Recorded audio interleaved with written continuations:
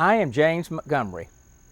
Thank you for letting us share with you today some concerns we have with the Ichetucknee River. Many generations of Columbia Countyans have enjoyed the refreshing waters of the Ichetucknee River. I well remember the hot afternoons I spent floating the Ichetucknee during the 1940s, 50s, and 60s. Then it became a state park, and now we share its cooling waters with the state of Florida and the rest of the world. You and many generations yet unborn have the right to experience the Ichetucknee. But with rights come responsibilities. We could lose the Ichetucknee. So join the CHS leadership class and listen carefully to Mr. Stevenson as he explains to you today's dangers and the solutions that we must implement in order to preserve this natural wonder. We must protect the Ichetucknee. Thank you and enjoy. Today we're discussing a very special place. In fact, the protection of that special place, and that special place is Ichetucknee Springs. Now you may wonder what we're doing in downtown Lake City in front of the City Hall and the courthouse to discuss Ichetucknee Springs, which is 16 miles to the south. But this is all about water. We can't have a spring without water, and the water, in a sense, begins here in Lake City. Envision a gigantic underground bathtub that is 300 square miles in size. And that bathtub is filled by rainwater. So the rain falls on this 300 square mile tub, and the drain for that tub are the springs down here at the bottom of the 300 square mile Ichetucknee Basin. So that's what we're going to be talking about today. We're going to follow the water downhill. At this point, we're on top of the hill in Lake City. We're going to follow the water downhill all the way to the springs. For thousands of years, the Ichetucknee Springs were supplied by a surface river, and we can see the old ancient riverbed right here that leads right down to the springs. And that river had three tributaries. Those tributaries would have been called the North Fork of the Ichetucknee. Today we call that Cannon Creek. And the Northeast Fork of the Ichetucknee, which we call Clayhole Creek, and the East Fork of the Ichetucknee, which we call Rose Creek. These are still tributaries today. They are still connected to the river, only much of this river is now underground. You've all heard of underground rivers. Well, here we have one right here in Columbia County. So these tributaries, these creeks, still supply water to Ichetucknee Springs. Our concern now is, of course, we want the water. The water is good. What we don't want are the contaminants that have entered that water as the water flows across the landscape, across roads and parking lots and lawns and pastures. That water picks up contaminants, and that what is hurting the health of Ichetucknee Springs. What we're going to do now is follow the water downhill to our next stop, which is Alligator Lake. We followed the water downhill from in front of the courthouse in downtown Lake City to Alligator Lake. Just as the Okefenokee Swamp is the headwaters of the Suwannee River, Alligator Lake is the headwaters of the Ichetucknee River, some 14 miles to the south. We have to be careful about the quality of the water headed towards Alligator Lake, because in time it's going to flush into sinkholes that you see here, enter caverns and cavities underground, and flow all the way down to Ichetucknee Springs. Now we need the water, but we don't need the pollutants and contaminants that are in the water. What we're going to do now is move on to the south. We're going to follow the water farther to Clayhole Creek, which is one of the tributaries of the Ichetucknee River. We followed the water downstream from Alligator Lake to Clayhole Creek. We're standing in front of the Columbia Livestock Market, which is a real success story in the Ichetucknee Springs Basin, in that thousands of head of livestock go through this facility every year. And of course those livestock leave waste.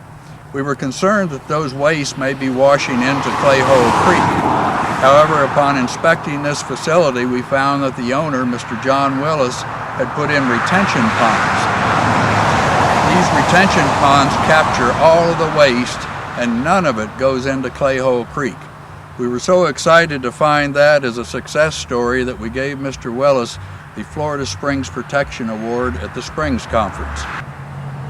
All right, so we're standing here at Clay Hole Creek, and if you look down slope, you can see the creek at that bridge.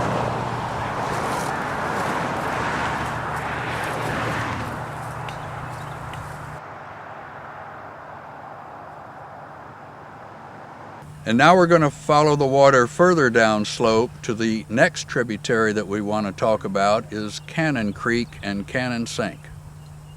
We follow the water to Cannon Sink, which is at this location, and the tributary known as Cannon Creek flows for 3 miles paralleling I-75 and goes underground here in this sinkhole. Our concern at this location is contaminated stormwater. Because this creek drains a considerable area, about 6 square miles, that is developed. It begins up at the intersection of I-75 and US 90, so a lot of contaminated water enters the underground system right here. You can hear the traffic from I-75 that is right here on the edge of the sinkhole, and on this side is the newly widened State Road 47. So we have a lot of storm water from both of these highways entering this sinkhole. Next, we're going to go across I-75 near Clay Hole Creek to discuss another area of importance. We're now halfway between Cannon Sink, where Cannon Creek goes underground, and Clay Hole Creek that later goes underground into sinkholes. The two creeks are connected by this canal right here behind us, and it carries the storm water from Cannon Creek down into Clay Hole Creek. Our concern here continues to be stormwater because there's a lot of contamination that comes off of these paved areas as well as these mowed lawns. Another problem that we've not yet discussed is septic tanks. All of these facilities are on septic tanks. And septic tanks produce real high nitrates, and nitrates are what feeds the algae in the springs down at Ichetucknee. So septic tanks are a major problem that we're having to deal with in springs protection. From here we go to the wastewater spray field for the city of Lake City to see where the wastewater from the city is sprayed out on the landscape. We are now nearly at the end of Clay Hole Creek. Clay Hole Sink is at this location, and we're at the City of Lake City's 380-acre wastewater spray field. This is where the effluent that's already been treated in the treatment plant is sprayed out. Some of it evaporates and some of it soaks into the ground, goes down to the groundwater, into the aquifer, and flows on towards Ichetucknee Springs. So we have nitrates in this effluent, and as you know, we have been trying to discourage or reduce the amount of nitrates that's flowing towards Ichetucknee Springs. Now the city has done some really good things here. They have discontinued the practice of applying 65 tons of nitrogen fertilizer a year on this spray field. They have also stopped using the spray nozzles nearest Clay Hole Creek, and they plan to go to advanced wastewater treatment, which will further reduce the nitrates down to 3 milligrams per liter. And finally, they intend to plant trees on these fields because they feel that trees will soak up the nitrates better than the grasses. So some good things are happening here. It would be best if the spray field were not at this location, right here on the edge of Clay Hole Creek, but it is here, and the city's doing their best to improve the situation. The groundwater and the surface water flow at this site is south towards Clay Hole Creek, which is towards Ichetucknee Springs. Clay Hole Sink is right at the bottom of the slope at the south end of the spray field.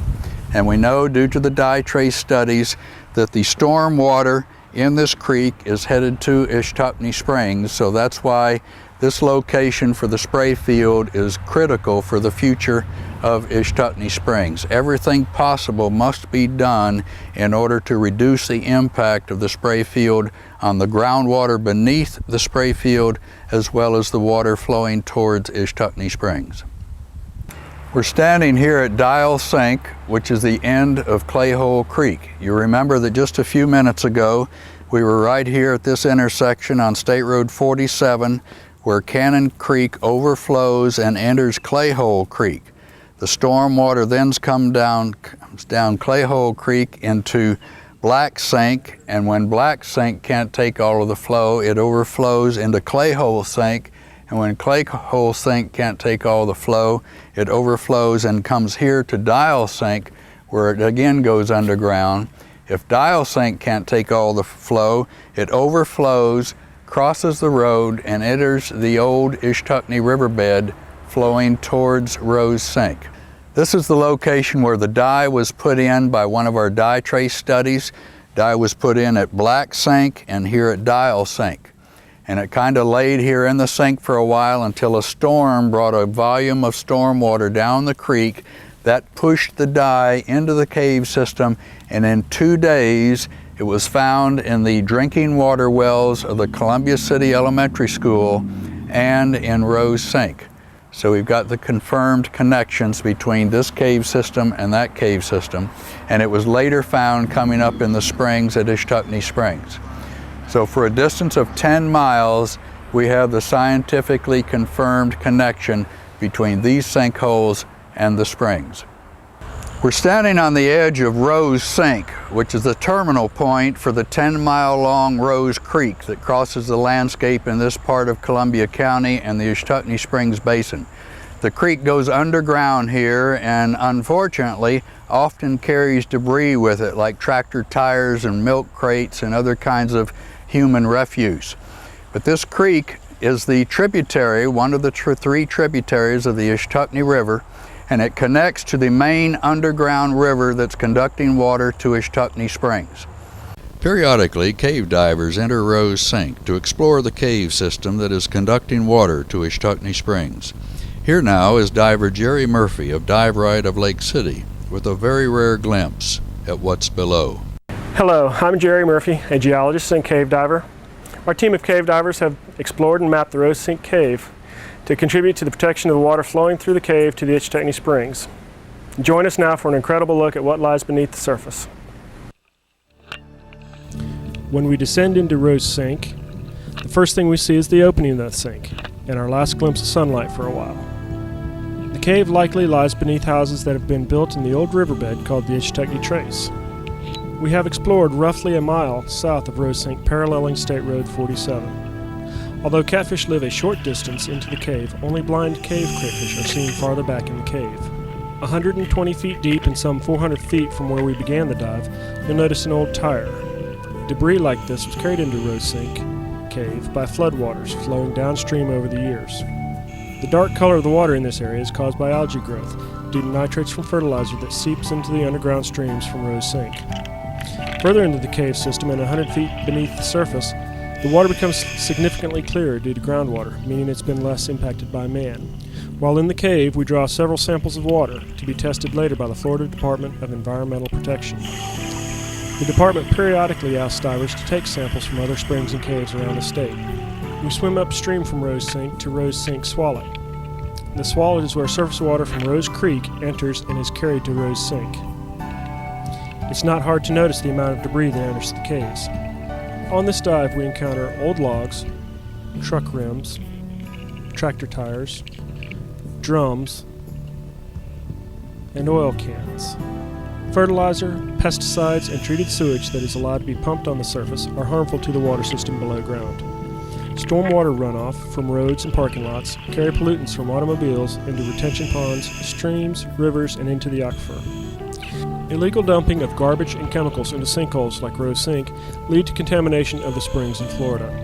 It's important that people living near Rose Sink protect the creek from pollution, since the creek flows into Rose Sink, and the same water resurfaces within a week at Ichetucknee Springs.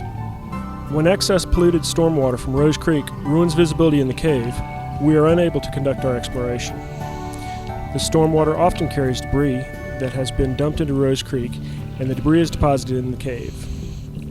What we do on the surface can seriously affect the water under the surface.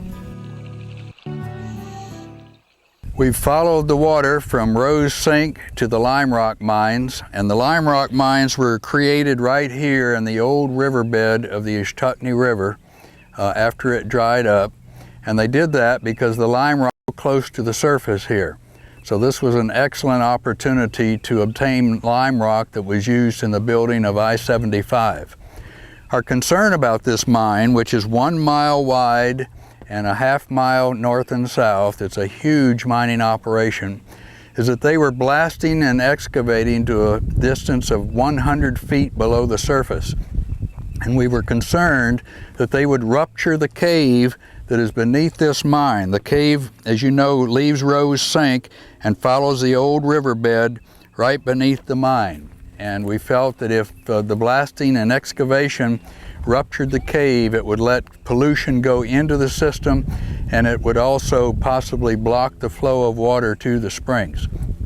So the state of Florida bought the mines in order to shut down the mining operation and eliminate that threat.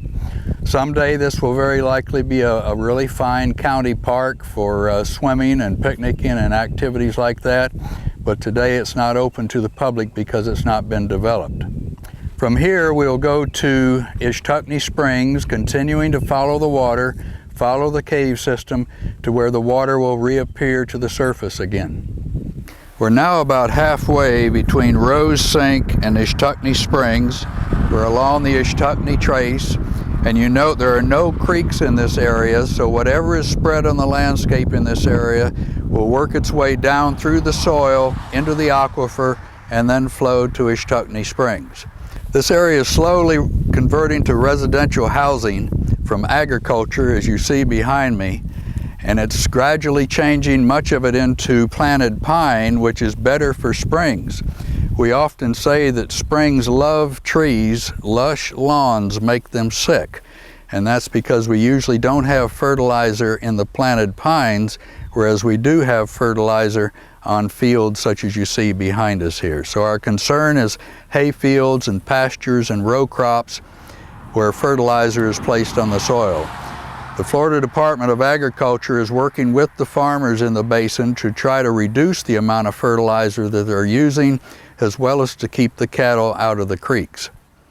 Also, the Department of Transportation has discontinued fertilizing all of the road shoulders of the highways that cross the Ichetucknee Basin. That's 32 miles of highways, and they've reduced their fertilization by 32 tons per year. So that's a significant success. We began our journey 16 miles north of here in downtown Lake City in front of the courthouse, and we've wound our way through the Ichetucknee Basin all the way down here to Ichetucknee Springs, where the water is flowing out of the ground. Now usually we look at a spring and think of the beginning, where the water first flows from the ground, the beginning of the spring run. Marjorie Kennan Rawlins in the book The Yearling said, "The bubbling spring will rise forever. Its thin current is endless. The spring is the beginning of the waters sliding to the sea."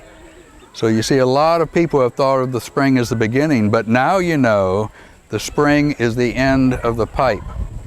Whatever we've put on the landscape up here in this 300 square mile recharge area in the basin, in time will flow from the end of the pipe. Right now you're looking at the Ichetucknee Head Spring, and you're looking at one of the most beautiful springs in the world. It's a second magnitude spring, but the problem that we're having is the nitrates coming out of the spring are fertilizing algae and hurting the ecology of the river. So we're losing species, we're losing plants and increasing algae, and some people are even allergic to the algae and have bad skin rashes and other health problems as a result of it. So that's why we're working so hard to protect the Ichetucknee from these contaminants that are going into the creeks and into the sinkholes. Now this is a very special place. Nearly 200,000 people a year come to this springs and river system to recreate. This is the premier tubing river in the entire United States, and it brings in about $22 million a year to the local economy. So it's very important because of its natural values, its recreational values, and also its economic values to the people of Lake City and Columbia County. So it's a tremendous natural resource, and we've just got to do everything we possibly can to protect it from the contaminants that are getting into the creeks. Remember the 3 tributaries, and into sinkholes and down into the cave system and coming up here in the springs. Thanks for joining us today to learn about the Ichetucknee Springs Basin and learn what you can do to help protect the waters flowing to this magnificent spring.